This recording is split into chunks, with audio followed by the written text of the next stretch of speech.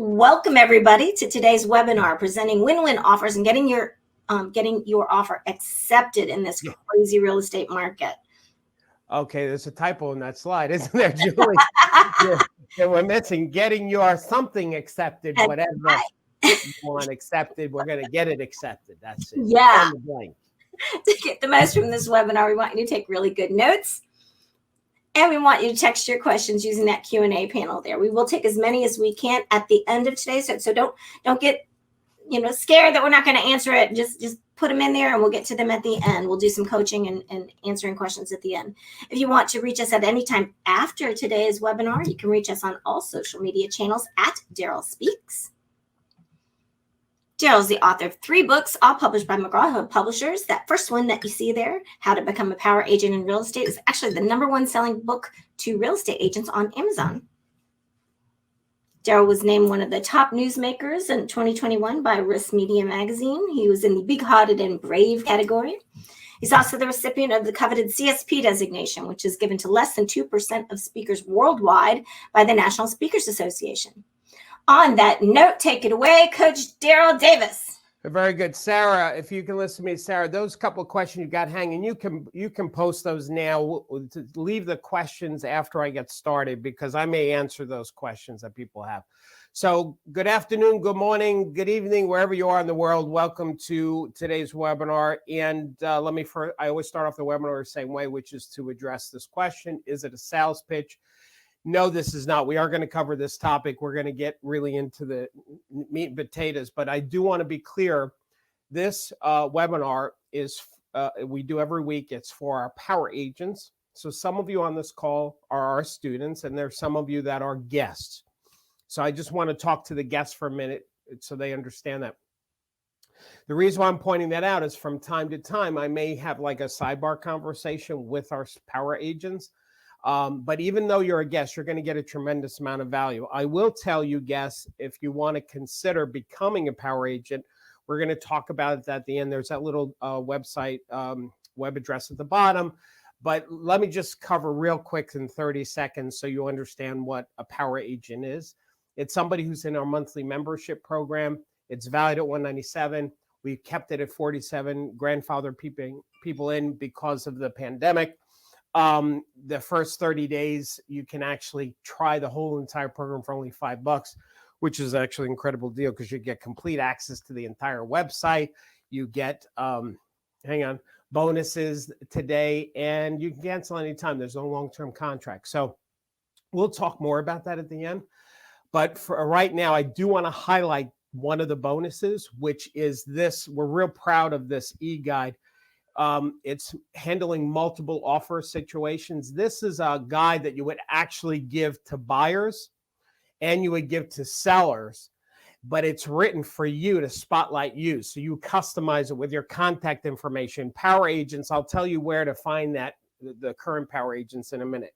Okay, so our webinar today, some of these webinars that we do will go wide where I'll cover a bunch of different aspects of real estate. Like we're talking about prospecting. I may talk about, the telephone and farming. So, we cover just a little bit of a lot of things in an hour. This particular webinar, we're just going really deep, right? We're going to focus on just the negotiating and getting your offer accepted. Now, for power agents, I want to talk to you for a second. Power agents, when you go to the classroom of the Power Program website, you're going to see that there's a tab called Negotiating Offers. Everything I'm covering today, and there's actually even more content in there for you, I want you to know that's where it lives. In addition, and this is really important, this webinar is kind of like a part 2 to part 1. When you go to Webinars on Demand, Power Agents, you're going to find all of these trainings that we've done in the past, and one of them is playing with buyers. So that webinar was when you first meet a buyer and you start working with them, you have that face-to-face meeting, you talk about buyer agency, you get them to hire you, yada, yada, and then you show property or virtually or in person. Step 5 is then you start writing the offer, which we call paperwork. That's this session now, this webinar is that step 5. So, okay, so let's cover some concepts. I'm going to give you some concepts. I'm going to give you some strategies and techniques. So buckle in, everybody. Here we go. First concept, selling a house is a two-way negotiation, meaning it is between the buyer and it is between the seller. Sometimes they like to drag us into the conversation, talking about our commission, cutting our commission. You've got to remember and keep everybody reminded that this is between the buyers and the seller. You're more or less a facilitator helping bring people together. The second thing is use the commitment of the buyer or seller to move the transaction forward. You know, somebody said at the beginning of this webinar, one of the questions was, you know, how do you get a buyer to appreciate or understand the type of market that we're in instead of just throwing stupid offers out, get aggressive with their number because they're losing out. Listen, it's very possible when you have a buyer like that, they're not really committed to buying. They're committed to looking. They're committed to maybe getting a deal. They're committed to stealing a house. I don't have to tell you, gang, in this market, you got to be in it to win it. You got to be committed to buying a property and winning that property if you really want it bad enough. So if you've got a transaction or you've got buyers and sellers where you got a buyer who's really committed and the seller's like, hey, I'm in no hurry, you can usually put that deal together. And vice versa. If you've got a committed seller, they got to move, and you got a buyer that's men's and there's not a lot of other competition, you can put it together. But sometimes we've had deals where we've got two parties, the buyer and the seller, like the agent is more committed than either one of those people. That is a lose-lose scenario. So whenever when your push comes to shove, when you're negotiating a transaction, you come to that final number that you got to get somebody to move. You talk to the person who's the most committed to making that happen to bring it over the finish line. Number 3 is do your best to present your own offer to the seller with the listing agent. So we're going to pause here for a second because there's a couple of moments in today's webinar that is controversial for some of you. It's not how you normally do it, and it's going to be really uncomfortable. So my job, let me tell you something. Listen to me. When you do what's comfortable, that's what you've been doing, and you're going to keep getting what you've been getting. So you would almost hope and embrace that I'm going to teach you something that is different than what you're used to, that would make you uncomfortable, because maybe that'll work better than the challenges you're having now. And this is one of those times right here. There's going to be a couple of times during this particular one. Doing your best to present your own offer to the seller with the listing agent. Now, I'm going to tell you something. When I teach you something like this over here, I'm not making this stuff up. I know that this is a strategy that works more than it doesn't. Now, I know for some of you in your market, you're like, well, that's not how we do it. The listing agent won't let us, blah, blah, blah. I'm going to share with you some information right now. But first, let's just look at the concept. Why is it better that the selling agent presents the offer directly to the homeowner with the listing agent? Why is it better? Here's why it's better. Number 1 is everything is transparent. I don't have to tell you, gang, when you've written an offer and you've given it to the listing agent and you're wondering, did the listing agent present the offer in its best light? Did they cover everything? Come on, I know some of you even have questioned, did the listing agent even present the offer? So when everybody is together, the homeowner, the listing agent, selling agent, everything's transparent. Nothing's hidden. It's clear. That's number 1. Number 2, the buyer is well represented. I mean, just think about this. If you've got a buyer that you've been working with and you've been showing properties and you know their backstory and you know who they are, and now you take this offer and you give it to an agent who doesn't know diddly-do about your buyers, they've never met your buyers, that listing agent can't possibly present the whole package of who your buyer is as effective as you can. By the way, when the listing agent, and when I'm a listing agent, when I've been a listing agent, I would prefer the selling agent to talk to my homeowners, and so that way we can have all questions answered and the homeowner can get a better picture. Let me go on to the next one. It's better for the seller and for the listing. I just started to say that.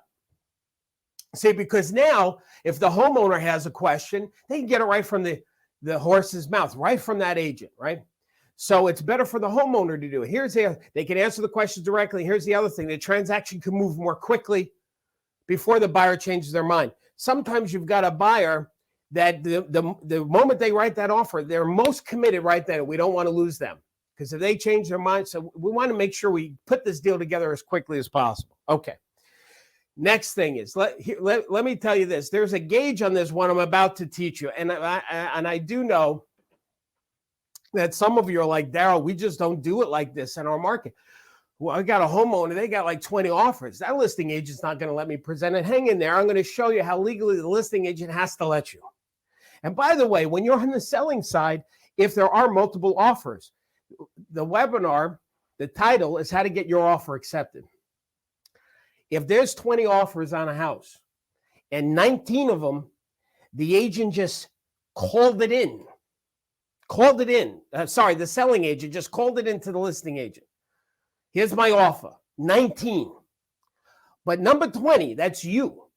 You actually got to meet the homeowner face to face, do a presentation, maybe even coach them, give them the ins and outs of your buyers. And who's got a better shot at getting that deal put together? The agent who's belly to belly with the homeowners and the listing agent. Now, some of you got to determine your comfort level, what I'm telling you. Some of you won't even ask. What I'm teaching right now, I ain't doing this. That's fine.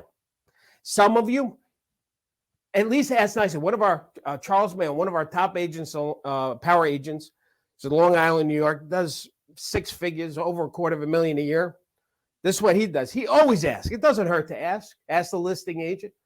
Do you mind if I present my offer directly with you to the homeowners? So that way he can answer any questions. I really would love that. Sometimes they say yes. Some of you want to ask with conviction, like you're going to make this happen. You're going to do with some power. Some of you won't even take no for an answer. This is kind of where I'm at. And some of you start stirring up stuff, making phone calls, and really banging it out. So you've got to determine how strong you want to be with what I'm teaching you right now. So let me share with you some things about how to present your offer when you are not the listing agent. You're going to do it with the listing agent. First of all, your MLS probably states that you, as a selling agent, have the right to present your own offer. Gang, I got to say this. This is for people who've never seen me before, if there is anybody. What we teach power agents is how to be listing agents, right? I'm a fan of being a listing agent. I think like a listing agent. And I'm telling you, as a listing agent, I would welcome any selling agent who writes an offer on one of my listings to present it to the homeowner.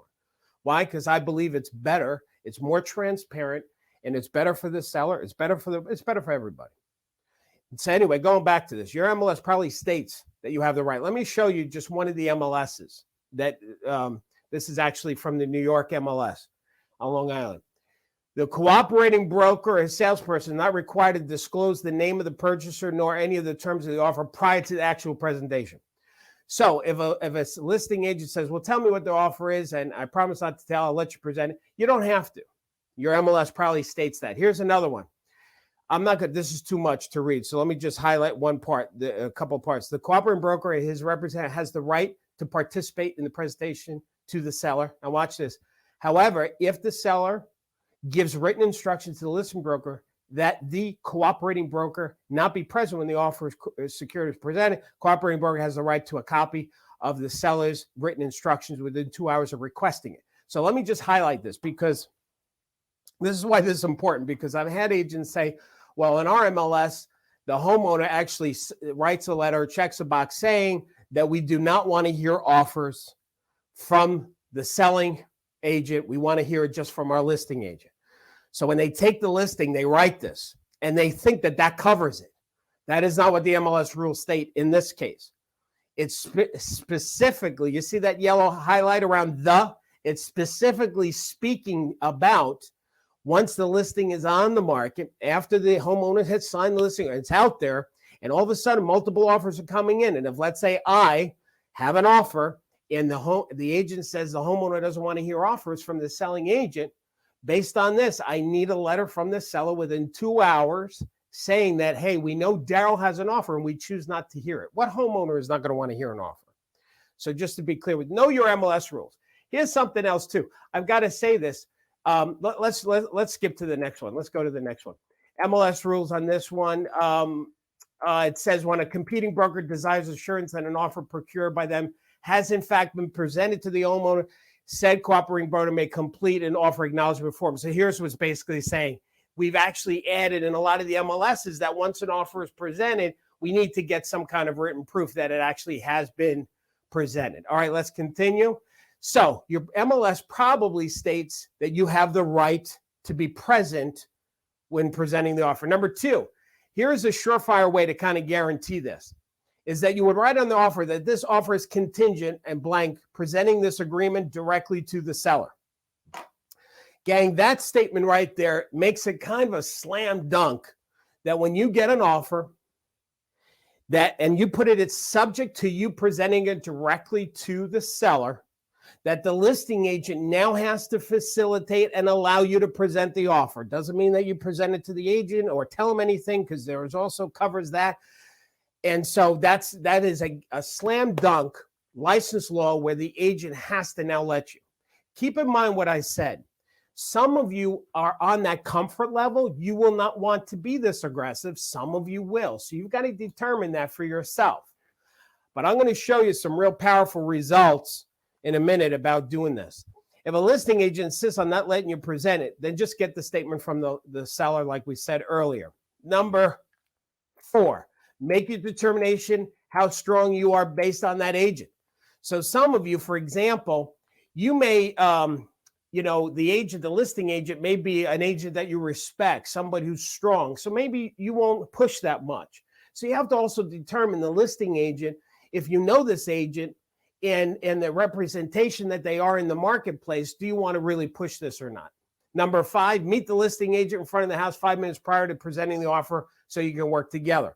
One of the things that I would tell the listing agent, say, hey, listen, I understand that you want to know what the offer is in advance. You don't want to be blindsided. But listen, I'm trying to fight for my buyers. This is a hot market. I know you already told me you've got a dozen other offers. But these people really want to get this house. They're really committed. So here's what I want to do, because I don't want to waste your time.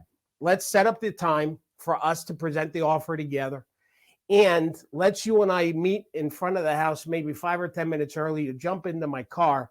And then I'll go over the entire offer with you prior to us going in there. So that way we go in there as a unified team on this. All right.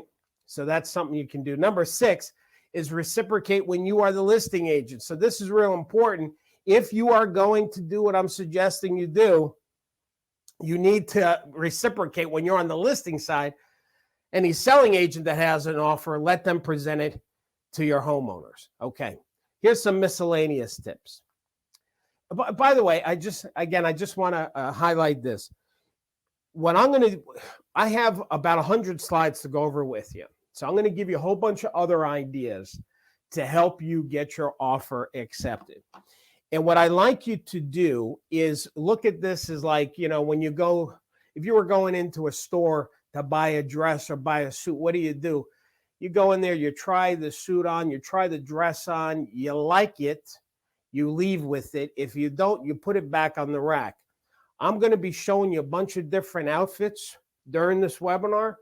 If you don't like something that I'm telling you, put it back on the rack at the end of the webinar. If you like it, then take it home with you. So don't feel like you have to do anything that I'm telling you, but I am teaching you what I know works. And what I do believe, when you've got multiple offers, the agent who is actually sitting across from that homeowner, virtually or in person with the listing agent, has a better shot in getting their deal accepted. Here's some miscellaneous tips that I know some of you you're going to love. Have the loan officer call the listing agent prior to presenting your offer. So if you've got these buyers who've been pre-qualified, right? Have that loan officer call the listing agent and say, listen, these people are the real deal. Let the loan officer pre-sell how awesome your buyers are with that listing agent. Number 2 is call the listing agent prior to writing the offer. Before you even write the offer, say, hey, Joan, this is Darryl Davis. Listen, I just showed your house over 1010 Hana. The buyers, they're really loving it. They actually want to put together an offer. So I can do my best job for you and for the buyers. Could you tell me a few things? And then ask them about, of course, your bill report, the agent, tell them about the buyers, how they really want the house. Find out what's important to the seller. Can I just ask you, what's the time frame these people are looking for? What do you feel is really important? What's the selling point for them So that way we can put this deal together. So try and get as much information as you can before you even write the offer from the listing agent. Next thing, number 3, is keep in mind you may be working with this agent again in the future. Like I said, there's some agents that I know personally know that if you were to push, they would actually respect you. And then there's some that I know if you push to present your own, they're going to get offended and you may have to deal with that later on in the future. So you've got to gauge that. I've already alluded to that, right? Number 4 is don't just sell the price and the terms. Present the whole package. When you're thinking about your buyers and you're writing this offer, I want you to think beyond just price, just beyond the terms. Think of the loan officer that they're using. Are they going to do something with the appraiser, the home inspector, the other aspects of the whole deal, the people that you have that you're going to recommend, the people that you're working with. So try and think of the big package, that you're not just selling the buyers, but you're selling a package. Next question here. Show off the market, pending things. So this is a side miscellaneous tip, right?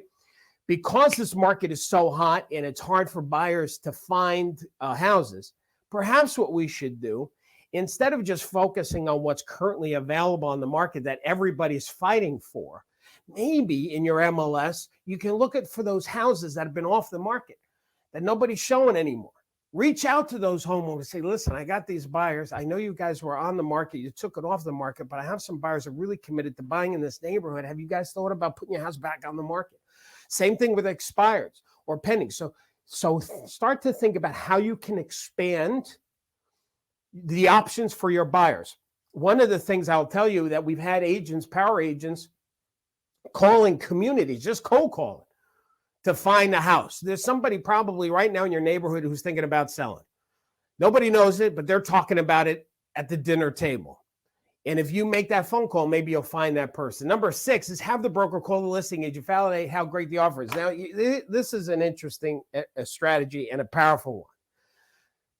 So agents inherently have a different feeling about the broker of record of an office. There's immediately a little bit of a hierarchy, authority, could be respect. So if you've got this listing agent who's got a couple of dozen offers on, and you've got an offer and you ask your broker, do you mind calling Larry and telling him about my buyers and how excited we are and we're really committed to making this happen? And let's say the broker says, hey, Larry, this is Darryl Davis from Power Realty. How you doing? Listen, I just want to give you a heads up. One of my agents showed you listing. You know John? Oh, yeah, I know John. Yeah, man, he's a great agent. He's got these buyers. They're just so tickled pink about the possibility of buying a house. They're coming in with an offer, and man, whatever you can do to help make this deal happen for them, that would be awesome. And that's powerful. That right there is a powerful strategy. Number 6. Number 7 is search Facebook for the seller and see if the buyer knows someone the seller knows. It's interesting. Sometimes buyers know somebody, and that somebody they know knows another person that knows the seller. You've heard of that 6 degrees of separation. I've seen this happen where if you're friends with your buyer on Facebook, and then you search the homeowner's contact information and you see who their friends are, you might find a connection there. So do a little private investigative work, nothing too big. Just do a little search and see. I'll tell you something else. If you go to a seller's Facebook page, you also might learn something about the seller and who they are and their attitude. That might also help you so you're not going in cold in presenting this offer. Gang, all these little things can make a difference when you're in you know what, let me tell you something. When you're in a multiple offer situation, it's all of these strategies that I'm giving you, these little things, all of them you may not use, but a few of them, if you use them, it's going to give you such a huge advantage. Here's something else I do want to just highlight for all of us. Remember, this is about making a difference in people's lives, not the money that we spend or receive. So what I'm trying to say here is that if you've got buyers that are really committed, fight for your buyers, man. Fight for your buyers to get them into a home. And if you're on the selling side, you're helping this homeowner get to the next level. So sometimes we can get lost in the money and the whole aspect of that. You want to make sure that you remember that we are actually helping people get to their next level. So let's talk about writing the offer. So when you're writing the offer and you're in person with the buyers, here's some suggestions. Number one is stand in their commitment to owning the home. Somebody asked again about these multiple offers, about the buyers. Listen, we got to be in it to win it, man. We got to fight for this. So we're not going to sit down and start offering less. What do you think? This is not that type of market. So you want to confirm the monthly payments at full price. Some of you, depending on your market, you may want to say, all right, listen, in this market, there's the price that we see. We usually refer to the list price as the asking price. But Mr. and Mrs. Buyer, as you know, in this market, it's no longer the asking price. The list price is actually the starting price. So now that we know what the starting price is, what number do we want to actually go to? Then get some information. So let me just get some information. What's today's date? You start filling out the paperwork. You keep them involved. This if you're doing it in person. You want to hand them the pen. You direct you ask the spouse a question. And then the last part here, most important, is you want to have the buyers write a love letter or a video to the sellers. And by the way, when they write this letter, I just added this line, so I just want to remember this, is that, do you know how some MLS descriptions it'll say, oh, wonderful, beautiful, beautiful yard, a manicured yard, professionally landscaped or something. Now, we all, listing agents know, usually when we put that in there, it's because the homeowner was telling us, make sure you point that out. And so we write it really to appease our seller. It's still good, but anyway, if that's in there, there's a good chance the homeowner is proud of that thing. So if the buyers include that in that love letter, it's going to create that connection between the buyer and seller. Now, let's talk about the love letter. I told you there's two moments in this webinar where people are going to get uncomfortable. One is what I was telling you about presenting your own offers. Some of you love this idea and you're going to run with it. Some, no. Okay. Then there are some of you that right now, what I just said, you love it or you're like, no, you're not supposed to. So let's just cover that for a minute and then we'll continue on. But Darryl, I thought you can't write a love letter because it would be a violation against the Fair Housing Act of 1968. So let me just talk to those people for a second. Yeah, let me come back to that actually. So let me just do a disclaimer first, okay? So here's my disclaimer is, first of all, you must do whatever your broker says to do. So if your broker says to don't do the love letter, don't write the love letter, forget what I said. That's number one. Number two is our associations don't regulate or license. The Department of State does. Sometimes we get information from NAR and from our local boards or from our state, and we think that that's like the law, and it's not, right? So our association is something that we belong to for benefits, but the state that manages your license, that's what you pay attention to, and it's not against the law, by the way. I'm not an attorney, so I'm not giving you legal advice. The number of lawsuits. So here's what I did, because the last time I taught this, I had some agents say, you know, you could be, it's not good, and NAR says not to, and la, la, la, and you get sued. So I don't know if you know this, but in the legal profession, they have this thing called Wex law. It's like what MLS is to us, where you can sit down and search for a house. You can do that in law. You can actually, it's an MLS of cases where you can search for things. So I hired my attorney. I said, do me a favor. I want you to scour your database and find a lawsuit related to love letters in real estate and tell me how many there were. And from 1968 to the present day, there's only been 0. So it is much to do about nothing, about that you can't have buyers write a love letter that it's against fair housing. So I know it's being taught and it's wrong. So I'm just letting you know.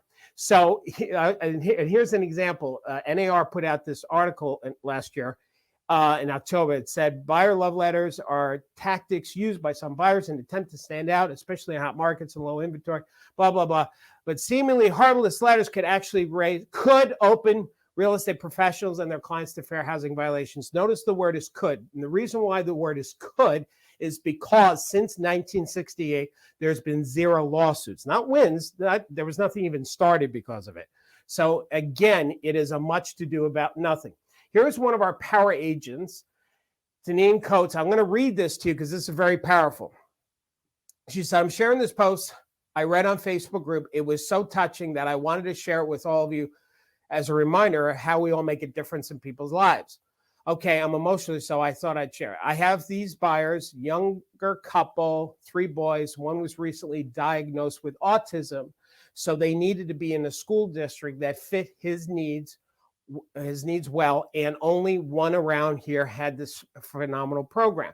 The market where I am is insane. Highest and best almost always gets it. So when I submitted their first offer, this was literally the first house that they submitted one for, I almost thought for sure we wouldn't get it because it was low and our earnest was low. I got a call. Their offer was accepted almost within 20 minutes of review because the sellers read our letter. They had a nonverbal special needs daughter themselves that received so much help from their school that now she speaks. They said the money doesn't matter because someone might get the help they need. I broke down because it's just amazing that sometimes miracles do happen and letters sometimes work. Keep hope. Now, I'm going to tell you, anybody that shouts about this whole fair housing and the love letter you're not supposed to, they're wrong. And this is what's possible. What's awesome about this, gang, is it humanizes the buyer. And I said it earlier in the call that what you and I do is we don't just list and sell real estate. What we do is make a difference in people's lives. And somehow, especially in a crazy market like this, we forget this very important fact. It becomes about the money and it becomes about craziness. So all this does is it really just humanizes the buyer, right, to the seller. Okay, let me show you something else here. Mansion Go, they said, best strategy is winning a bidding war. Recently, a seller chose my client's offer, which was $50,000 less than a competing offer, just because he was so moved by the couple's story. The seller had raised his family in the house and fell in love with the buyer's letter and the idea of them living in this house. I'm telling you, gang, these letters work. Here's another one from our students. Dear Mr. and Mrs. DeWare, as we present this offer, we'd like to thank you for considering as buyers for your home. We have looked at many houses, but none of them had the same feelings yours has. Along with meeting our needs as a large family, your home is filled with the love of 27 years. We all had the sensation that we were being hugged when we walked in. The children, who obviously don't understand the process of negotiations, have all chosen their bedrooms already.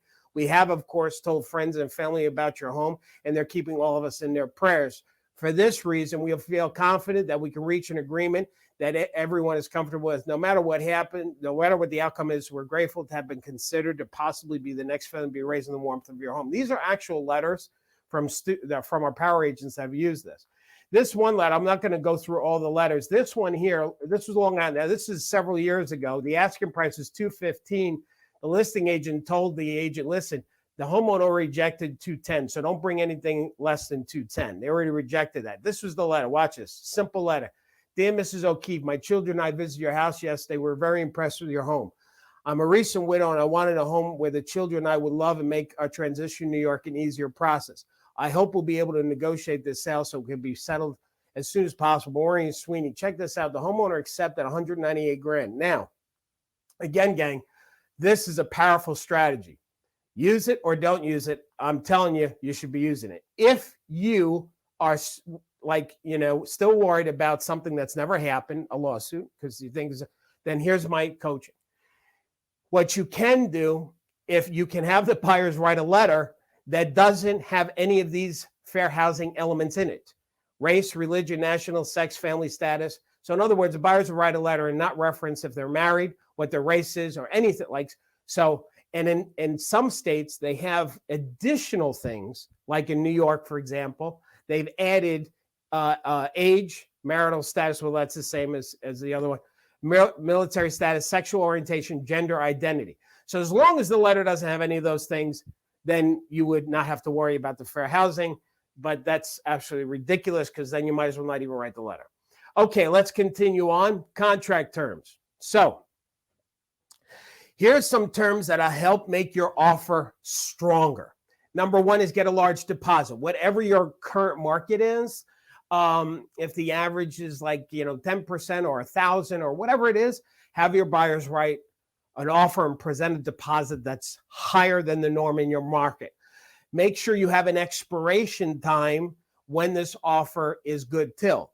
So you want to create some kind of urgency. Sometimes the listing agents, they don't call you back, or they take their time and yada, yada. If you put on there, it's subject to you presenting if you want to do that, and you put an expiration time, then people have to act a little urgent, and you got to get your offer presented. Code of Ethics at NAR says that realtors should submit offers and counter offers objectively and as quickly as possible. They actually added that because of the nonsense that happens sometimes. Remove a contingency for a house to sell. I'm giving you a whole bunch of ideas to beef up your offer with your buyer. Add that the purchaser agrees to list their home for sale with you. Now, this is an important concept. So if you've got a buyer who's got a house to sell, you need to tell them at the time of them writing the offer that, listen, this is going to come up because you still have a house to sell. I'm going to tell the seller and the listing agent that you're going to list your house with me, so that way I can manage both sides of the transaction. That will put their minds at ease. So I'm going to put that in there. So now you just made the buyer promise and commit to listing with you, so you're getting a listing at the same time. One of the things that kills transactions, the inspection clause. Now, even if you represent the buyer, this is what I think you should do. Some of you will strike it out. It won't even be subject to a home inspection or engineer. You could do that. That's a little risky, but you could do that. It'll beef up your offer even more. But what I like to do, I think a middle of the road, is to say to the seller, listen, they're going to do an engineer inspection, but they're only looking for major things. And you define what a major thing is. It's where any one item costs more than $1,000 to fix. And you would actually say this to a homeowner. You'd say when you're presenting the offer to them. For example, Mr. and Mrs. Hanahan, I noticed there was a little stain in the ceiling, looked like a water and your agent said that was from an overflow in the bathtub. So they're not going to worry. They're not going to ask you to paint that or fix that, or the screen. I saw there was a tear. They don't care about that. They're just looking for major stuff. And here's what happens. The seller say, oh, okay, good. Because that's a concern from some sellers. They're like, I hope they're not going to ask me to fix that screen, Julie. I mean, we've been living with that screen torn for 10 years. I didn't fix it for us. I'm not fixing it for the buyers. So anyway, they actually rehearse that before they hear the offers. So you let them know, don't worry about it. We're just looking for major stuff. Number 6 is consider making the offer maybe a quirky number, like you put the buyers really put the pencil to the paper to really figure it out. So instead of offering $345,000, you do $345,255. There's a psychology, actually, believe it or not, in having quirky numbers. It looks more powerful. Here's another example. 1905 sounds a lot better than 1850. So think about how the number sounds as well, right? Number 7, pay the seller if the mortgage approval is denied. You can actually put in the contract to tell the homeowner, listen, these buyers are going to get their mortgage, not a problem. As a matter of fact, we're adding a clause that if they should not get their mortgage commitment within 30 days, they'll pay a penalty, even though it's subject to a mortgage contingency. They'll still pay the seller $5,000 or $2,000 or something like that. These are all just creative ideas on how to beef up the terms of your offer. Add an escalation clause. Now, some of you don't know what that is. Here's what it is. If the homeowner accepts your offer and another offer comes in while in contract from a serious buyer, a qualified buyer, whatever that offer is, the higher number, the buyer will then match that price plus an extra $1,000, $2,000 on top of that number. So that's the escalation clause. So there's a little bit more legalese to it, but that's the concept. Number 9 is let the seller stay in the house for an additional 30, 60 days for rent-free. So I will say, I'm going to caveat on that. Because of the pandemic, I don't know where we are in certain states and where we are on a federal level right now. But there's been some stories where, because we're not evicting people because of the pandemic, some sellers have heard stories about this where after a closing, they decided not to move. So they got the money, there's the closing, and they can't be evicted out because of the pandemic and the laws that we put a stay on that. So be careful on that, depending on where you are. Number 10 is add that the buyer will make 2 mortgage applications. This is one of my favorites. One to their lender and one to the listing agents, okay? So if I'm a listing agent and I've got another agent who's got an offer on my house, I don't know these buyers. Maybe I don't even know this agent. They tell me they have a pre-commitment letter. I see it. That's fine, but I'm still a little concerned. If that agent says to me, hey, Darryl, we've got this buyer. They've got their loan commitment, pre-commitment already. They've got a company they're going to work with, but they're going to make 2 applications with that person plus with whatever one, Darryl, you want to recommend. Yes, it's going to be 2 appraisals, 2 applications, but my buyers really want this house. I want to put your mind at ease that if for some reason their guy doesn't come through, maybe your gal will. So that's a really great way to win over the listing agent. So make sure you submit all your paperwork with your offer, not just the offer. Make sure the employment verification, FICO report, pre-qualify.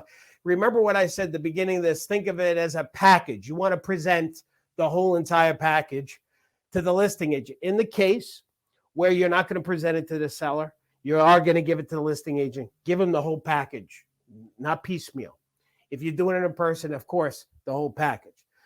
Preparing to present the offer, and then I'm going to show you how to present the offer in person, right? If you decide to do it that way. Before you finish with the buyers, address the potential buyer remorse. So when you sit down with the buyers and you write the offer, and you're about to write the offer, you want to prepare them for the emotional roller coaster that's about to happen. Now, one of the things you can do, power agents, I want to talk to you for a second. When you go to the classroom and you click on the tab called buyers, there are hundreds of forms in the whole entire website for you, but in that particular buyer tab, there's this thing called Loanopoly.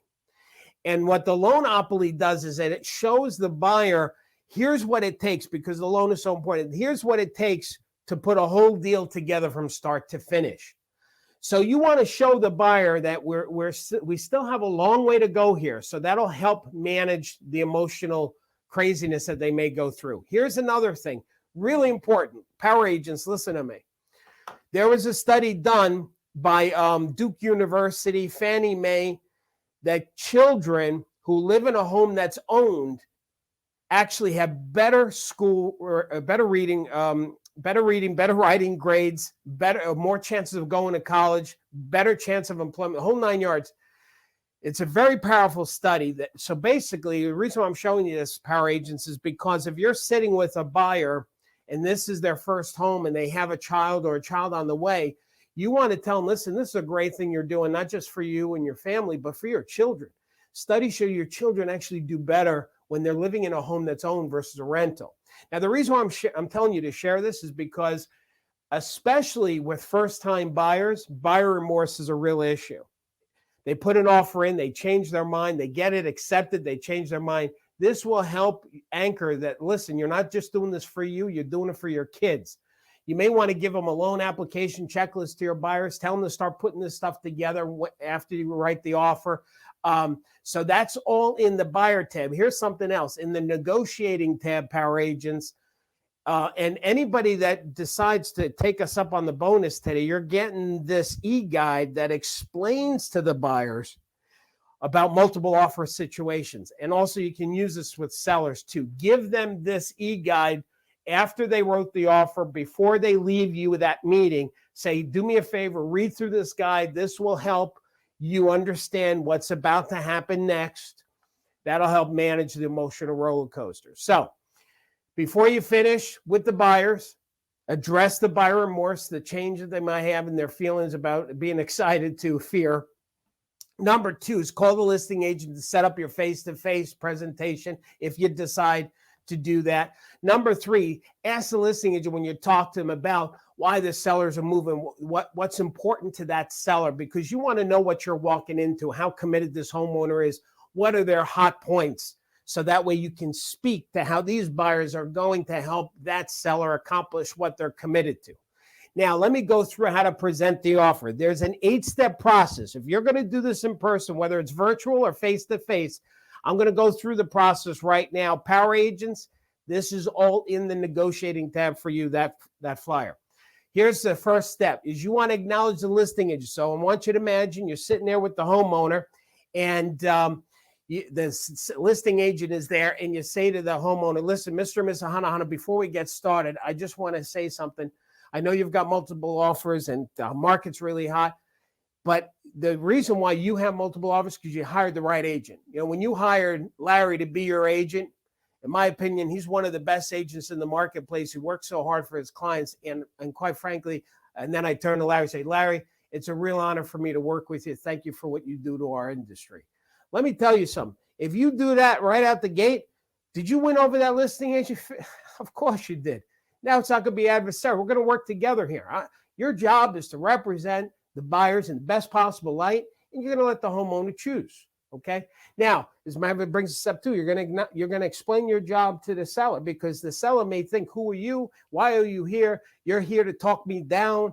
So you need to say, "Listen, my job, Mr. and Miss Hana, is really just to manage the buyer side of the transaction." So yes, I am representing the buyer, but I will say, what I'm also committed to is helping you accomplish your goals and objectives. As a matter of fact, as a realtor, we subscribe to a code of ethics, which means we have to be fair and have integrity in our dealings. So I'm not here to work against you. I'm really here to help with Larry, your listing agent, to help you get moved to your next level. And my job is just to manage the buyer side of the transaction. With that said, Mr. and Miss Hana, I'm curious, could you tell me what's your time frame? Where are you folks moving to? You're moving to Florida, and when do you want to get there by? And And if you can work in there. Boy, I'm glad. I feel like I made it here just in the nick of time. So you want to kind of get a sense, because gang, nobody's selling a house just to sell a house. They're selling a house because they're committed to their next level. And I think it's important that you understand what it is they're trying to accomplish that will help you to present the package in the best possible light to that seller. Now, step 4 is you want to now humanize the buyer, right? You don't want it just to be about money. You want to let them know who these buyers are. Tell them the names, and if they got children. Don't worry about the other stuff. You're just going to humanize the buyer and tell them how excited these buyers are. You want to also perhaps at this moment show the homeowner, even though that this is a hot market, there are still some other houses that these buyers were looking at. And I got to tell you, out of all the other options that they had, Mr. and Mrs. Hana, they chose your house because it felt like home to them. As a matter of fact, Mr. and Mrs. Hana, if it's okay with you, they actually wrote this letter because they wanted to tell you something. And so they asked if they can write the letter and asked me to read it. Do you mind if I read it to you really quick? And then you read the letter to the seller. And I'm going to tell you something, gang, the listening. I'm going to teach you a little extra thing right now. I wasn't planning on sharing this.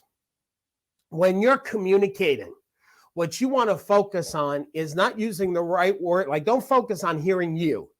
You want to listen to how the other person is listening to you.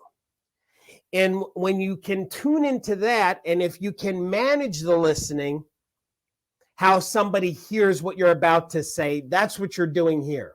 Instead of having a homeowner listen to your offer, just looking at show me the money, you shift the listening from that these are real human beings that are really committed. Here's who they are. They're going to hear your offer totally different. So by you reading the letter, you are actually managing the listening of the seller. The next step you're going to go to is you're going to talk about the price and terms. And here's where you're going to explain the terms and why they're so important.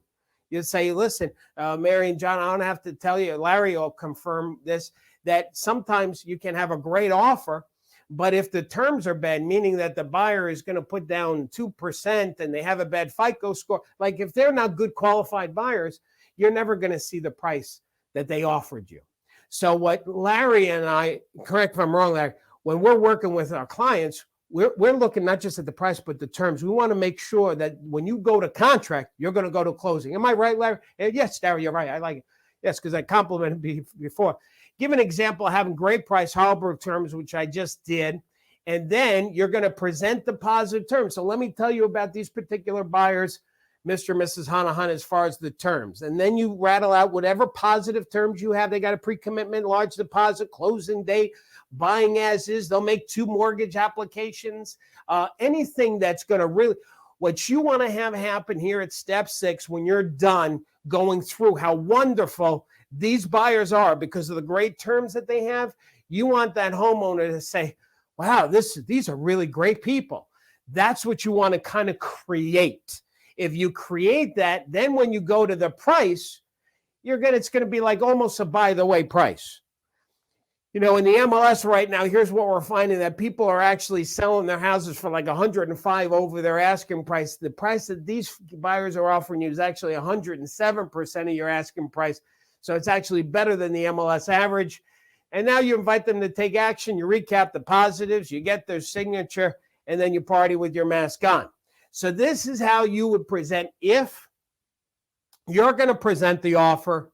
This is the outline and how you do that. You do it with the listing agent. Let's talk about handling some objections. Let's say the homeowner, if you're the listing agent and the homeowner says, listen, you only had the house listed for like 2 days. We got 20 offers. Will you cut your commission? So I'm going to give you a couple of ways to handle that. The first one is simply say no. Just remember Nancy Reagan, the drugs, just say no. The older people on the webinar, you know who Nancy Reagan is. The second one, you can go like this, say, listen, this is two-way negotiation. You tell the seller, don't drag me into this. This is between you and the buyers, all right? And I'll show you this. Pretend you'll cut the commission. I'll show you how to do that in a second. On number 2, though, you can basically remind the homeowner, listen, when you hired me, we already made that agreement what the commission was. We can't change now just because I did a good job. As a matter of fact, I should charge you more because we did it so good and so quick. If you want, we can actually drag it out for a couple of months so that way you feel like I earned the commission. We can do that. So if you need to banter with the seller a little bit, and sometimes that'll happen, and you just kind of, you can't blame them for asking once. If they push, then you push back a little bit more if you need to. Now, if they really push, here's how you pretend you're going to cut your commission. Here's how it works. If the homeowners really push and say, no, Darryl, I really think you should cut the commission, you go like this. How much commission do you think we should cut?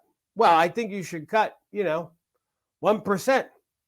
You only had it for a day. Okay, so on 500,000, you're talking about 5,000. You want me to cut 5,000? All right, so you confirm the dollar amount, 5,000. Then you go, let me ask you, if I can get you 2,500, like if we split it, would that be okay with you? So now you're negotiating with the homeowner. So you say it's 5,000. Whatever they say, you're going to split it. So listen, I can't do 5,000. I can't do that's too. But if I could do 2,500, would that be acceptable to you, Mr. and Mrs. Hanahana? And most likely the homeowner will say yes, because really the homeowner just wants to, dip into your pocket so they feel like they won something. That's all.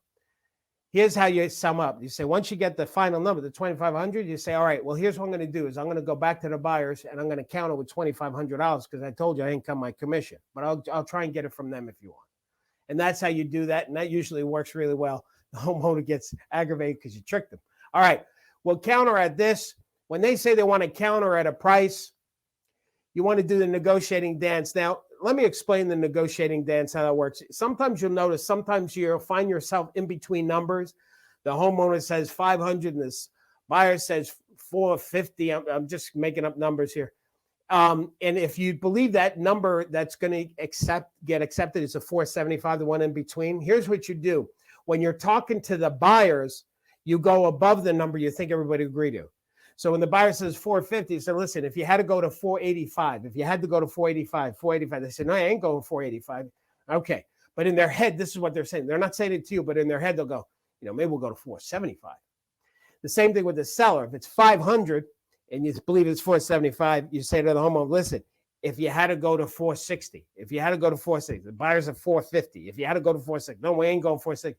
So the point here I'm trying to illustrate, you all know who've been doing real estate long enough that usually we wind up negotiating and we're just a few $1,000s apart. How you get rid of that few thousand apart, when you're talking to one party, you say, if we had to go to blank and the blank is less or more than that number you believe everybody will agree to. That's the negotiating dance. Your offer is too low. We're not getting that in this offer, so we're going to just skip that. Now, we're going to open up to questions because I covered a lot. But before I go to questions, I want to talk to the guests for a minute because I have a gift for the guests. So power agents on the call, hang in there. Let's talk to the guests. If you're a guest right now, I've got a huge thing we're going to give you as a gift. For $5, if you want to try the power program and get a whole bunch of bonuses, including today's recording, the slides, and some other great stuff, that e-guide on multiple offers. I'm going to show you how to do it. But let me just give you the Reader's Digest version, like in 5 minutes or less, what the Power Program is. Every Monday, we have live coaching calls with our Power Agents. It's not like this. Like, I can't talk to you right now. You can text questions, but it's not the same.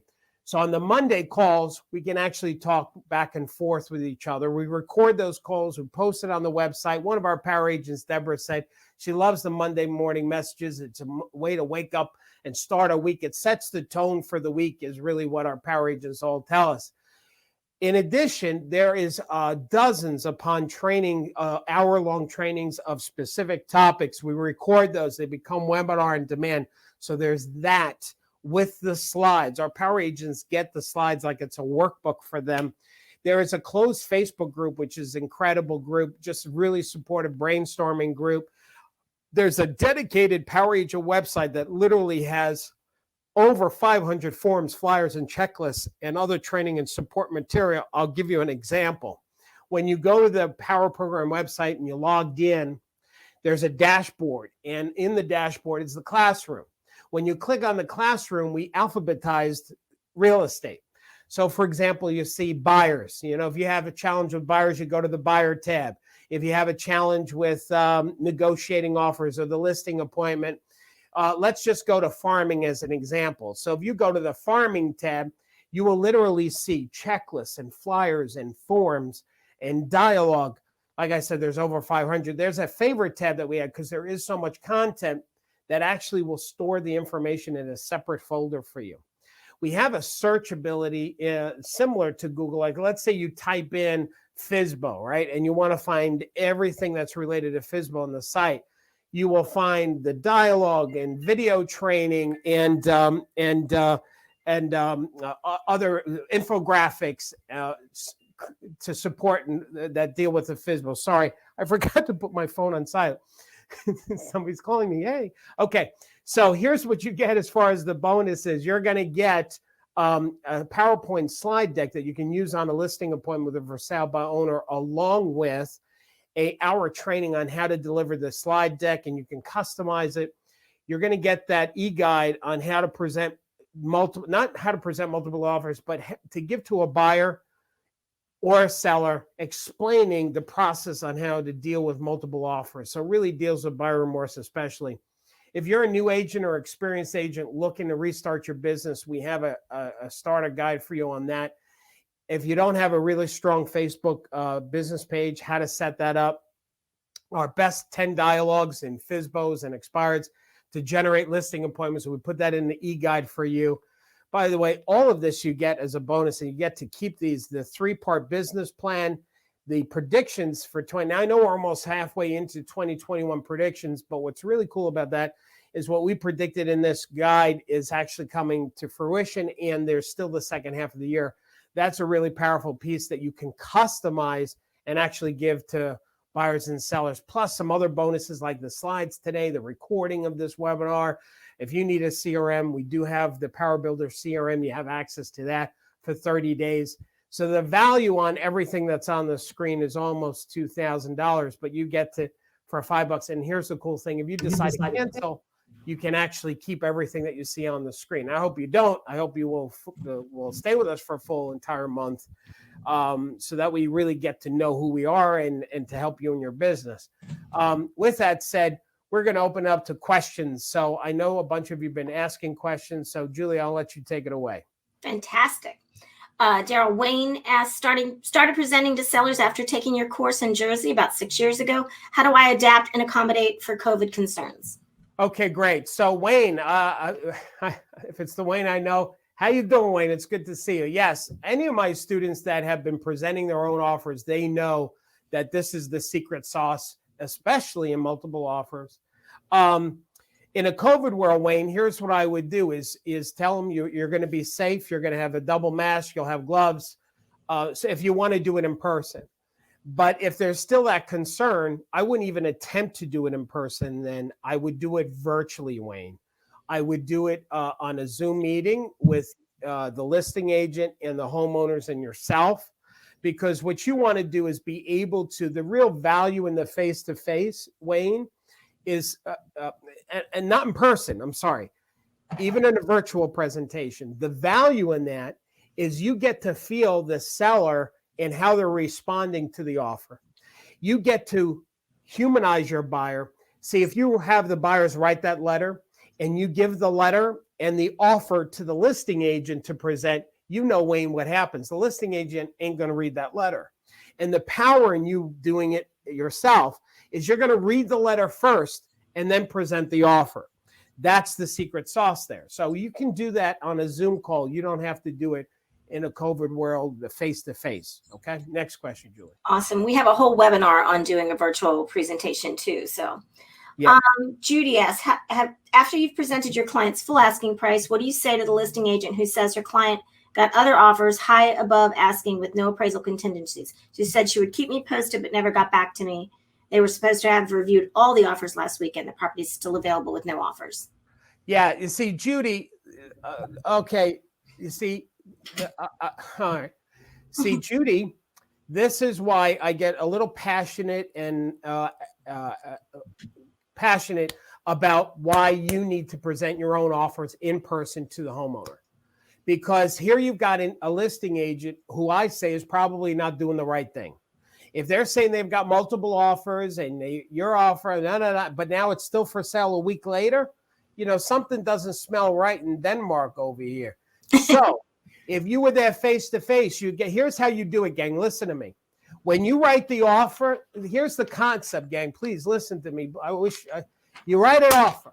The buyer made an offer. They want to buy the house. You go take the offer. You go present it to the homeowner. Here is the offer.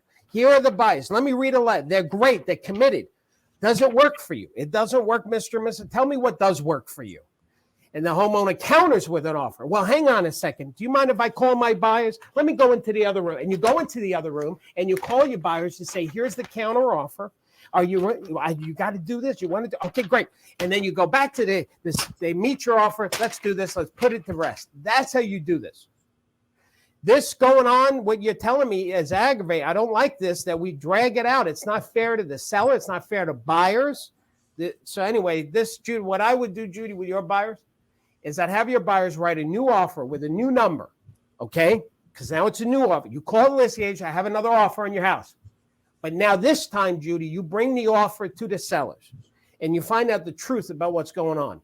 Get a counter right then and there. Call your buyers. Put the deal together. Next question, Julie. Yeah. Lori says, I always call and build rapport and ask those important questions ahead of writing the offer. One came available today that my buyers are very interested in. But the listing agent put in the MLS marks. Do not call. Communication will only be via email and text. So what should I do? You should ignore that, Lori, about the agent saying, don't call me or don't text me. You get it. You write the offer. Have the buyers agree that Lori has to present the offer in person to the homeowner. And the offer expires. Do what I'm telling you to do, Lori. You then call the listing agent, say, I have an offer. It's got to get presented before 10 p.m. tonight. Can you please call me back? Now, if the agent doesn't call you, or they call you saying, I told you not to call me, saying, yeah, I know, but I have an offer. We have to just ignore it. If the listing agent does not respond to you, Lori, then you call the broker. You say, listen, Mr. Broker, your agent is not being available. I have an offer, and it's going to expire in a few hours. I got to get this presented. The last thing you do, Lori, is if the broker, you can't get a hold of them, you go to the homeowner's house and you tell the homeowner, listen, Mr. and Ms. Hanna, I have an offer. I can't present it to you because you have an agent. I have to go through the agent, but nobody's getting in touch back with me, and I have this offer, and I don't want you to lose this deal. Can you please find your agent and tell him to call me back so I can present it because it expires tonight at 10? That's what you do. Yeah. Next question. Casimina says, ask to present your offer when the offer I write is strong. Sometimes buyers are not stubborn and the offer they make is not competitive. In other words, would you still say that you have to present it even if it's not a super strong offer? Great question, Casimina. If you have a weak offer, and meaning also you sense that the buyer is really not committed, then you should not do what I said about you presenting the offer in person. And the reason why is because if you push that with a bad offer, you're wasting your time, you're wasting the listing agent's time, you're wasting the homeowner's time, and you're going to look bad with everybody. So be as committed as your buyers are. If they're not committed to buying it, they're committed to this number, they'll buy it. But other than that, they're not going to, then I would just call it in. I would do it over the phone and do something like that. Next question. Perfect. Ida says, what's the chance of the buyer then trying to bypass you and go through their friend to save the commission? Well, how would they do that, Ida? I think you're asking about something that I said specifically. So what's that, Julie? She can just ask again if more clear. Yeah, I just asked the question again. Clarify it. How would the buyer go to the seller without you? Why are you asking that question? What did I say that made you ask the question? Next one. Perfect. Lynn says, what happens when you're at the table with the listing agent and her clients, and they give a counter offer that requires the buyer's agent to discuss it with his or her clients?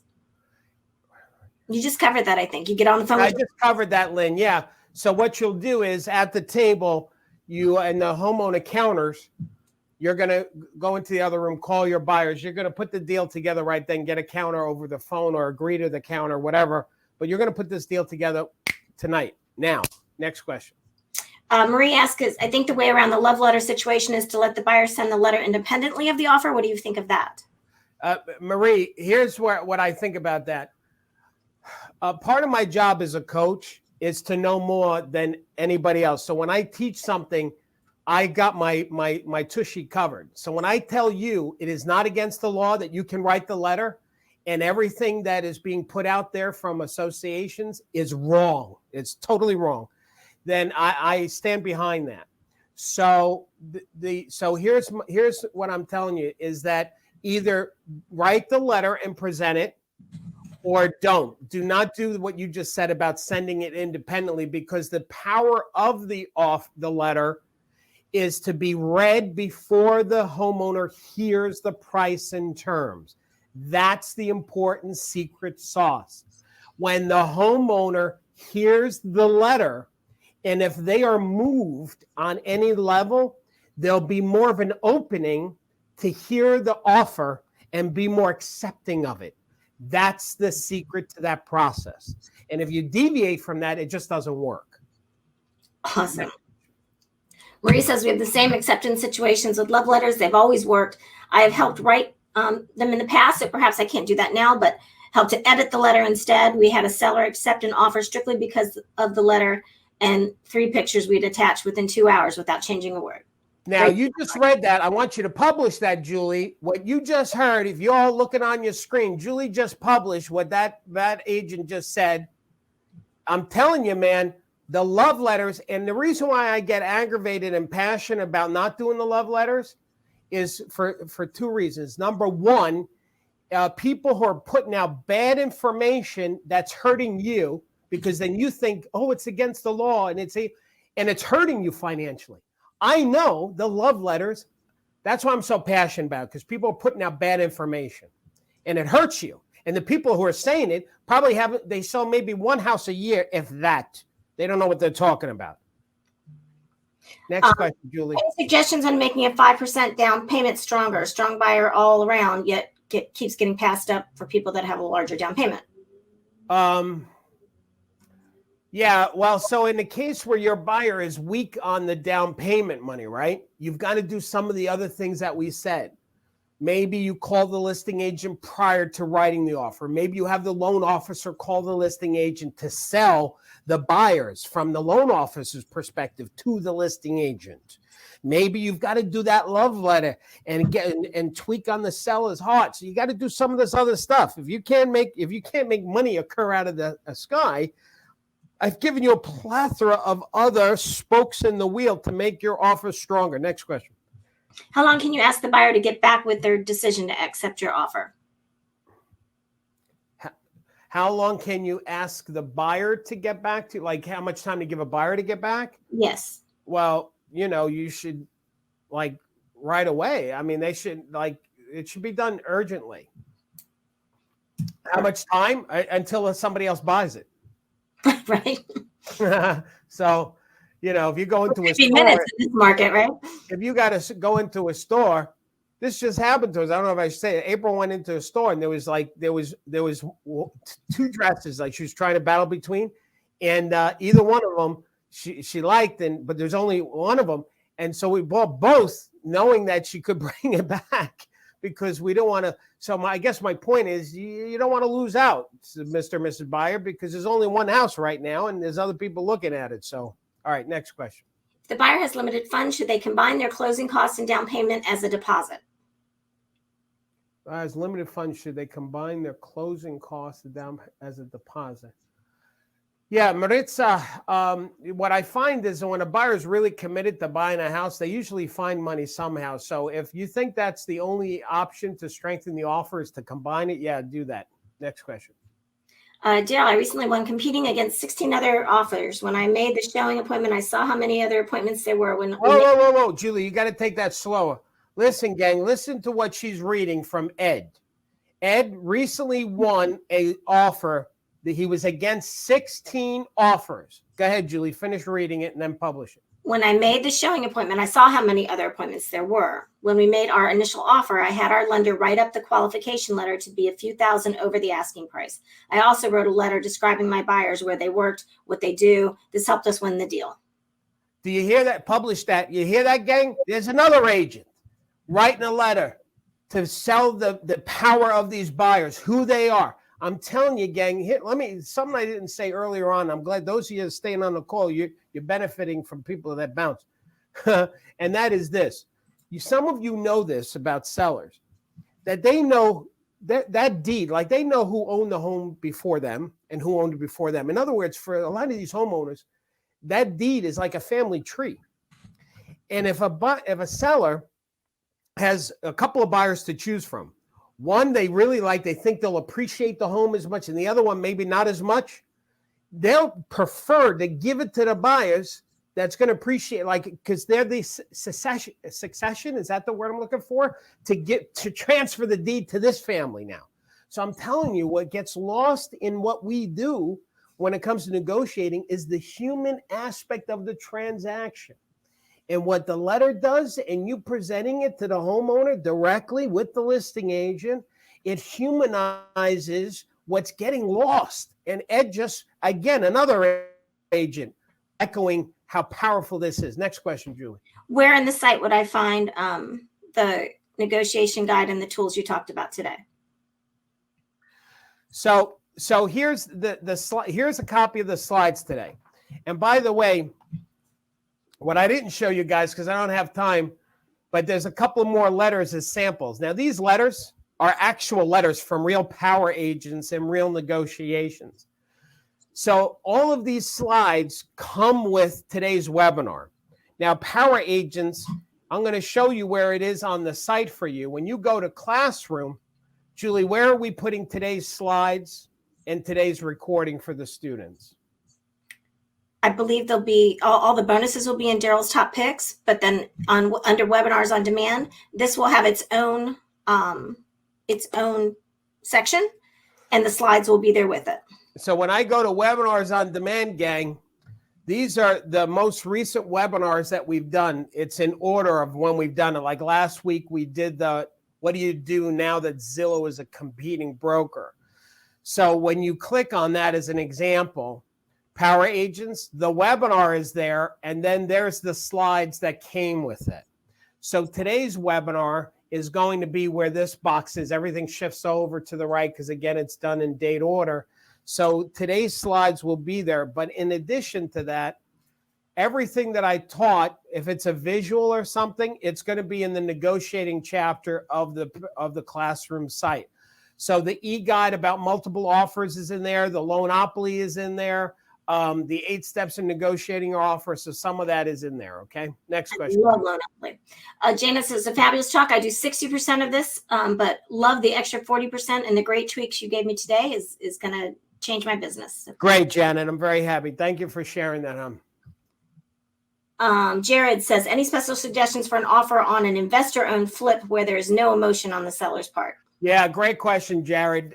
You know what? That's all about the money. So when you're dealing with investors, a lot of what I covered today wouldn't apply, except you want to get clear about the homeowner's commitment. So even though it's an investment property that they owned, what are they doing with this money? How important is this? And what I would do is talk about the fear of the market changing when you're talking to the seller, right? So listen, property values are high, but think about it. We still had all these people that have been unemployed. I mean, essentially the government has been supporting the real estate industry. But once foreclosures start happening and people aren't their qualifications and deals are falling apart, like in other words, the bubble may bust on the price. By the way, I'm not the reason why I'm hesitating because I'm not saying that's what's going to happen. But when you're talking to the seller, who's the investor, I want them to plan for the worst and hope for the best. Right now, prices are super high, but if you get greedy, it could fall and work against you. So sell now. Anyway, next question. Awesome. Sandra says competition is often cash with no contingency. Seller agents are ignoring kill times or expirations. Listing agents indeed do not take or return calls. I text, thank you, but this is how I'm proceeding. What do you do with that? Sandra, I it's the same thing. It's all I can listen. I don't know how else to say it, gang. So so I'm going to give you two versions, okay? One that everybody can do. What you can do is try and build rapport with the listing agent so they're not so dismissive of you. So you call the listing agent, hey, listen, do me a favor. Can you please give me a call? I want to talk to you. Like you try and be nice and humble. And then you ask them, tell me about the sellers. I want to put this deal together. I'm writing the offer. Tell me what do I need to do to win this? You know, so try and schmooze the listing. It's a New York term.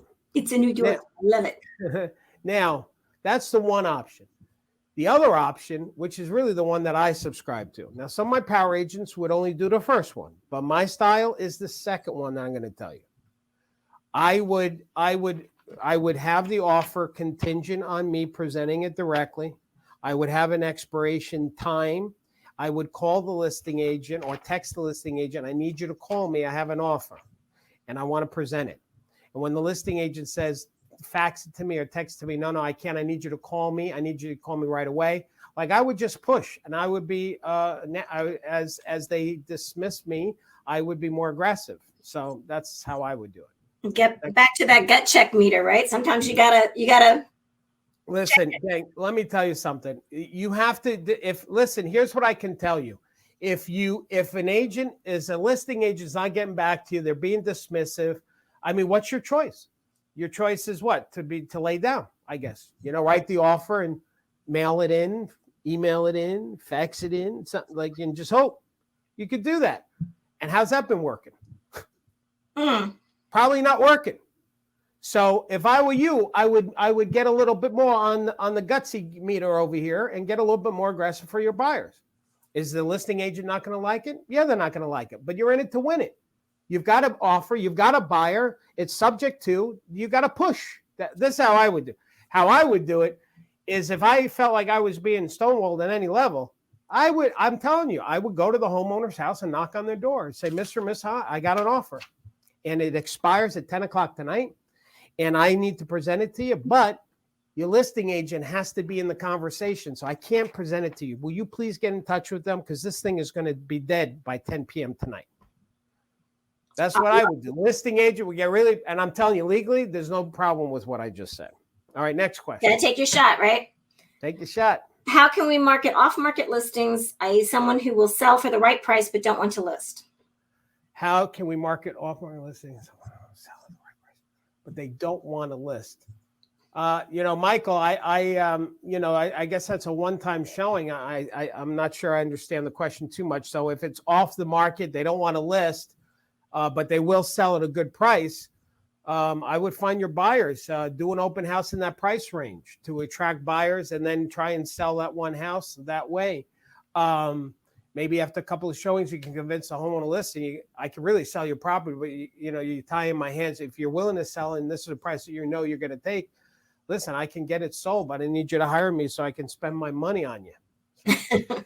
Next question. Gary says, I have my buyers write the letter and they work. If buyers want to write a love letter and they have it included with their offer, we are obligated to do that if it's at the buyer's request. Very good argument. I love that concept. If you're representing the buyer and they want to write a letter, you have to present it. You have to honor it. But watch, we're going to go back to that problem again. If you give your offer to the listing agent with this letter as opposed to you presenting it, you know that letter ain't getting read.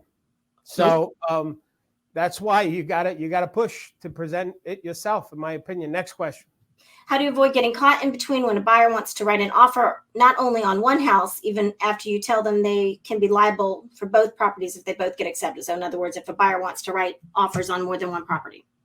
Mm-hmm. Yeah, that's a tough one.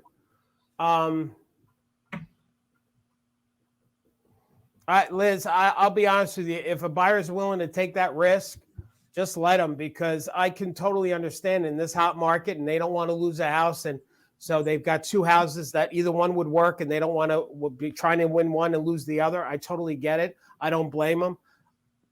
I think you should support it. And as long as you disclaim that, hey, listen, you could be liable for both. But if you're willing to do it, you're that committed, I'll help you. That's it. And just remember, if you wind up having to buy both, I get paid on both. That's right. Next question.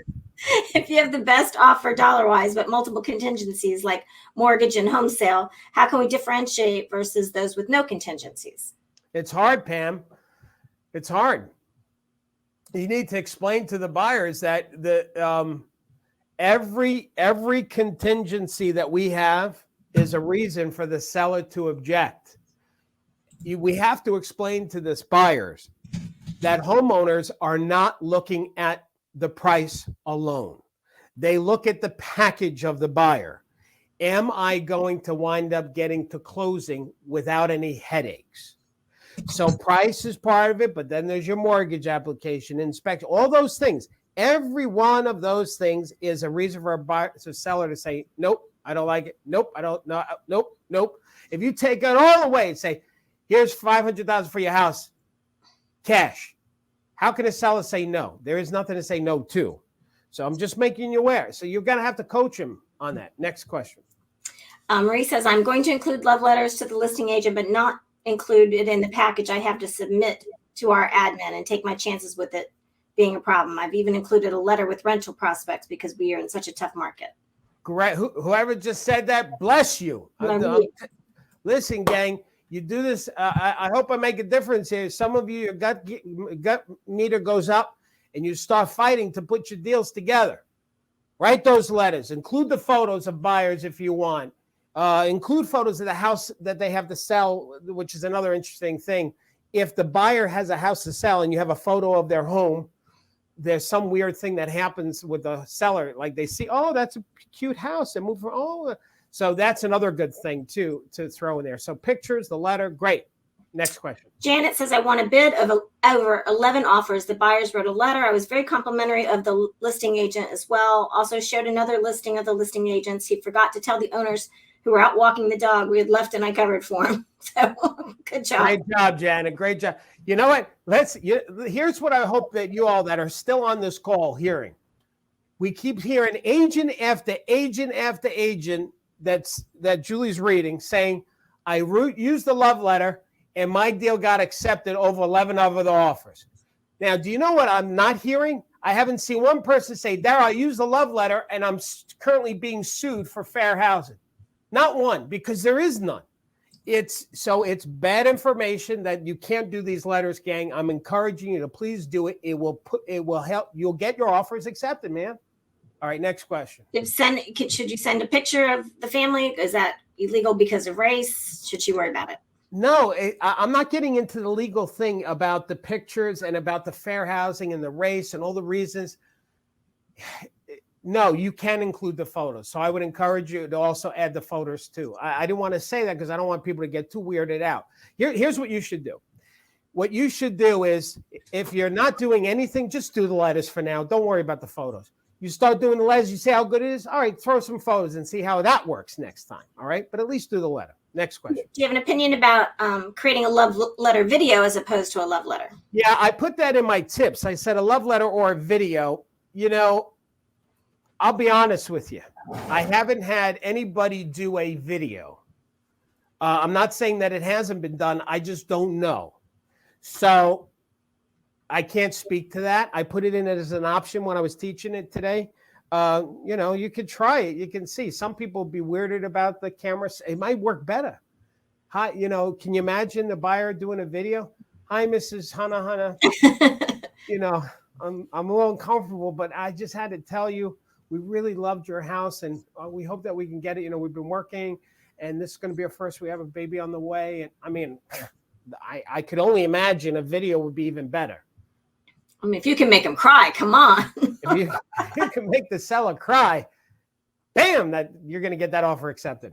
Next question. Nice. Ida says, you suggested going on Facebook. If you learn the buyer knows a friend of the seller, that might make the seller give more consideration to your buyer's offer. If this happens, could the buyer then bypass you by withdrawing their offer and buying the house without you to the agent? Yeah, Ida. Okay, I understand now. Ida, what I'm suggesting you do is that you do the search on Facebook. So don't tell the buyers, hey, listen, buyer, go on Facebook and search the homeowner's name and see if you know any connections. No, you'd have the buyers make sure they're your friend, and then you have the seller and you search that, and it'll show that if your friends are connected to their friends, that's how you would find that out. So no, you won't have the buyer do a Facebook search. You would do that. And so that's that. Okay, next question. Anthony loves presenting the offers in person, loves the strategy. Awesome strategy. Going to use it now. That's awesome.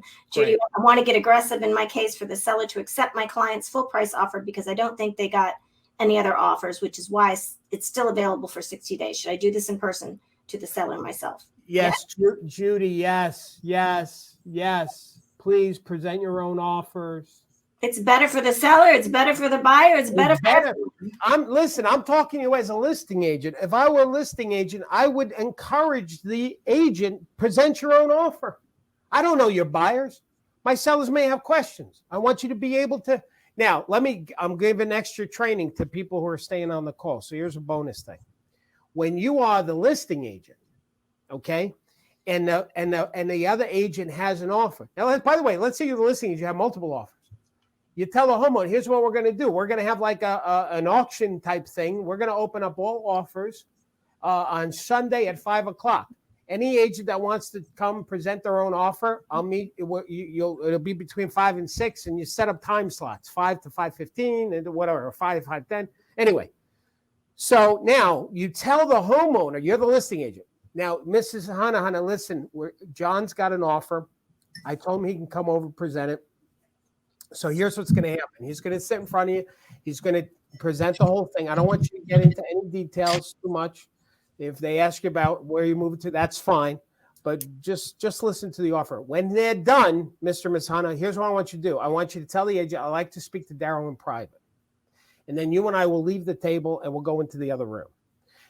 So now you coach the seller to say at the end of the presentation of the offer that I want to talk to my agent. Then you'll coach the agent as the listing agent. You'll coach the homeowner, say, this is what I think we should do. And then you come back to the kitchen table with the selling agent and tell the selling agent, here's our counter. Okay? Yeah. As a listing agent, you take over from there. And you and the two agents work it out. All right, next question. If the seller signed a letter saying they don't want the selling agent present the offer, isn't that the seller's right? Also, we were told that the selling agent present the love letter could be fair housing. Oh, we covered that. I think I already covered both of those things. So but I do want to just cover the seller's letter again. You need to check your MLS rules because it may state that the agent who has the offer has the right to get a new letter. It won't say new letter, but it'll say you have the right to get a letter stating the homeowner is aware that you have an offer and the homeowner is insisting on not hearing it. So that's how you protect yourself on that. Rhonda wants to know, are these meetings recorded and where can I watch them again? Yeah, so these are recorded. So power agents, they're all recorded. When you go to Classroom and you go to webinars on demand, I'll just show you, like, this is some of the webinars. And by the way, there's so much stuff I didn't teach about the site. Like, you can take notes. We have this little note thing so you can keep track, and then it saves it on the page. So like for webinars on demand. So anyway, so that's a little learning thing for you. You write notes. But these are the webinars we did the past few weeks. The Zillow one, which was awesome. Then there was the top 10 prospecting scripts. This was a bonus one that we did, give you a tour of the website. reaching your next level using the Realtor's Property Resource Tool, your 12-month marketing plan, how to get crazy confident on a listing appointment. So anyway, all of these are recorded and put in the webinars on demand. We've got several dozen for you that goes back for quite a bit. So there's so much content in the site for you guys, okay? When AJ asked, how do I customize the pieces to me? Yeah, so here's how you customize the pieces. So let's go to, I'm going to go to Classroom, and then I'm going to go to Farming, and show you how easy it is to customize stuff. So let's say I'm going to pick something here. I don't know if this is a good one. Family disaster. Okay, let's do the moving checklist, actually, for kids. So what we did here is, this is a checklist. And by the way, a lot of the stuff we started to translate into Spanish. And I see some of the newer pieces, Julie. We have to tell Eileen to have those changed. So I just opened up the moving checklist for kids. And so here is where I can put my photo. Now, let's say there's something in this that you don't like, the moving checklist for kids, as you travel on the plane or in the car to your new home.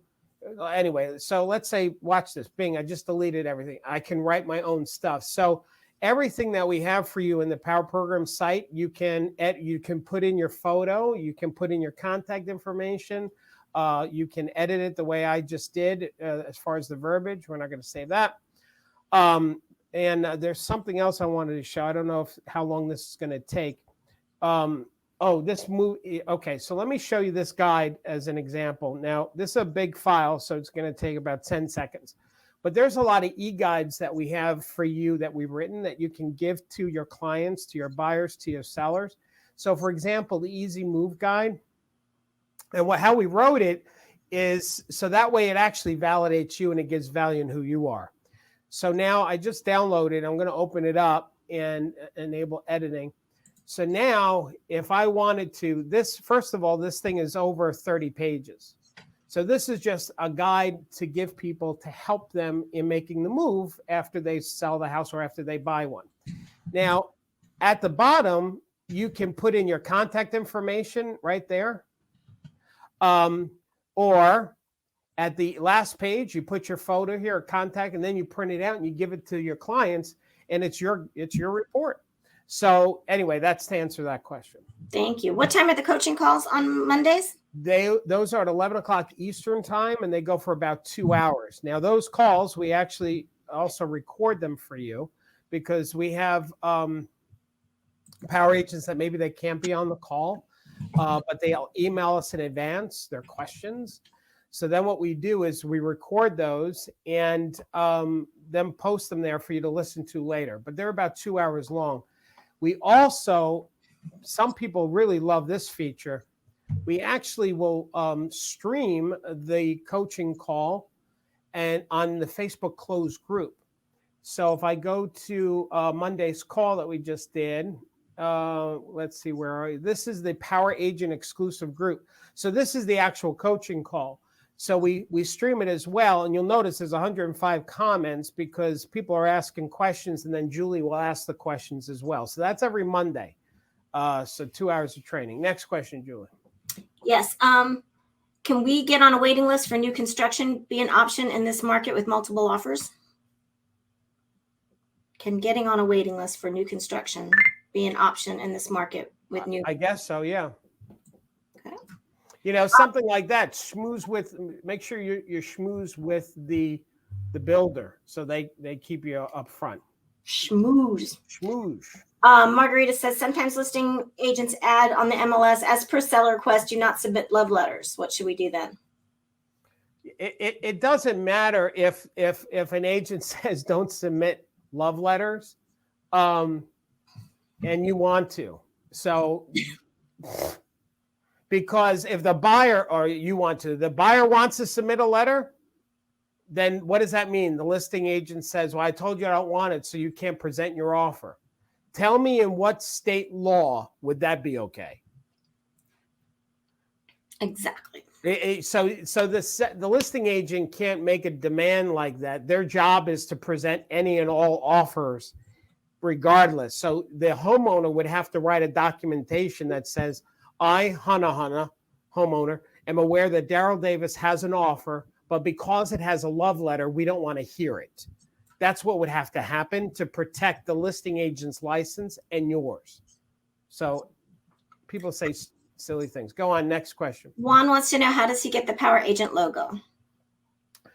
So listen, the classroom, the classroom is where the magic is. And so there's so much here, gang, this power program. But here you'll see it says Power Agent Purpose. And the reason why we put it there, that's where the logo is. So if I scroll down to the bottom, you can download all the logos. But the reason why we call it a purpose is because we explain what the power program is, what we're committed to, what our culture is, why we created the logo that we created. So there's a lot to it. But anyway, that's the Power Agent Purpose is where. But make sure you put that R after Power Agent because we own Power Agent. So only power agents can use Power. So if you're a power agent, you can use it. If an agent is in the market using Power Agent and they're not in our family, they can't use it. They have to stop. Next question. So it's $5 for the first month and $47 after that. Can you cancel anytime? Yes, Vivian, you can cancel anytime. There's no obligation. It's month to month. So, I mean, here's my encouragement, especially for people who are, you're not a power agent yet. We made it really hard for you not to join because it's only $5. So I encourage you to click on that Kamasiyama thing there, because when we end this webinar, that floating thing is going to disappear. So for $5, which is a Starbucks coffee, sign up for the power program, and then we're going to email you all of those bonuses. Let me just show you again. All of this stuff you're going to get emailed, and which is a ton, and you get to keep it. So if you wanted to, you could just sign up, pay the $5, and then cancel the next day, and you get to keep all this wonderful stuff. I hope you don't do that. Try us for the 30 days. See if this is going to help your business. Power agents love our program. And Liz just signed up. I see it. Yay, Liz, congratulations. Welcome to the Power Agent family. So try it for the 30 days. And then after that, 47 month to month, cancel anytime. The question was, are the love letter samples in the classroom? They will be in the slides, just to be specific. They're not in the classroom separately, but they will be in the slides. Yeah. So in the webinars on demand tab. Right. When you guys go into the Power Program webinars on demand, and then you see the negotiating webinar, you're going to also see my PowerPoint slides. And in the PowerPoint slides, there's two places of letters. There's these two letters that I taught today, and then there was a couple other ones I didn't want to read because we're running out of time. They're in there too. But I will tell you, as far as the love letter, the best way to do it, gang, is for you to let the buyers write it from their heart. So I'm reluctant that you share with the letters with your buyers. And now I'm going to tell you something else. Here's another bonus tip that you guys are getting. Ming, oh Ming, I feel bad for people that are missing what I'm about to say. There's another real power in the love letter.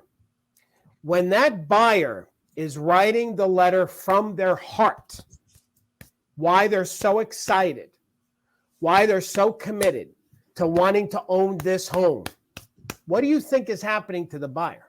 Do you think that's going to help get rid of buyer remorse?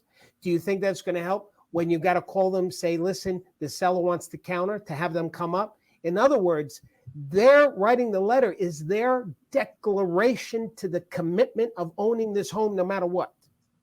Powerful. You got to do this letter. Next question, Julie. I love it. Agnes says, thanks, Darryl, for another great session. See you on the Power Agent site for backup. So I just wanted you to show that we do have, we've got real people that are there to answer your questions. So we have that chat box there. So Agnes made me remember that. Yeah. So we have our company. We're not like, don't you hate when you sign up with these companies, especially memberships or something where you can't get a hold of people? Like you got to send a ticket in via email and wait 24 hours for somebody to respond. We're real people. We got Sarah on the call here. Julie's talking. I got a team actually watching. So anyway, right now we got a few of our team members on. If you send a chat to them, they all get it. What happens in our system, our chat system, when somebody writes something, it gets distributed to the whole company. And whoever's the best qualified person to handle that question is the one that responds to you. Plus, you can call us. Now, you will go to voicemail, but we do call back. Okay, so we got real people here. Any other questions? Any strategy? Are any of these strategies possible for probate sales? Probate, I'm assuming we're talking about an estate sale. Yeah, this doesn't really work as well when you're dealing with an estate, because it's family. There's probably more people in it. I mean, you can try. Some of it will apply, but not so much. Yeah. Okay. I think that's it. Is that it? Okay, good. Yeah. So here's what we're going to do, gang. Listen, I thank you for being on the webinar today. Do me a favor. Click on that thing, because when we say goodbye, that little button is going to go away, and I don't want you to miss out. So become a power agent today and get in with us and see if you like us, get to know us more. This was only 1 hour. We have so much more we can give you, so much more we want to teach you and help you and be your partner and helping your business grow to the next level. But anyway, thanks for sharing your time with me. Stay safe, stay focused, and don't forget to keep smiling. Bye, everybody. Bye, everybody.